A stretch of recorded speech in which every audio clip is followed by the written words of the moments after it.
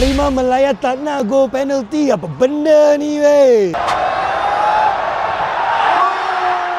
Tak ada 3-0, 1-0 cukup lah bro. Yang penting Malaysia masih gayat, betul tak? Sejujurnya untuk abang, kalau banding dengan kali pertama kita main dengan Nepal kat SSI, game ni lagi padu bro. Banyak peluang dicipta, cuma tak ada finishing. Korang kecam macam mana pun, abang tetap nak bagi kredit kepada Pawi. Walaupun dia tak skor, bola yang dia bagi kepada Faizal Halim tu perfect bro. Dan sekali lagi dia tak main kat posisi terbaik dia. Miki seperti biasa terbaik lah. Laju link up kreatif, penyerang kita yang paling berbisa. Chemistry Dion Kuz dengan Matt Davis serta Wilkins kat sebelah kanan, terutamanya kat first half, memang terbaik. Inilah caranya nak lawan low block, kena laju bro. Midfield dari segi off ball movement dan pressing solid, cuma bila dapat bola tu kena laju sikit lah pas. Ubaidullah yang dia naik atas tu masa first half, padu babe. Ya apalah, Shihan makan kuaci je kat belakang. Tapi man of the match untuk abang tak lain tak bukan pemain ke-12, 14,000 lebih ekor harimau yang turun stadium sokong para pemain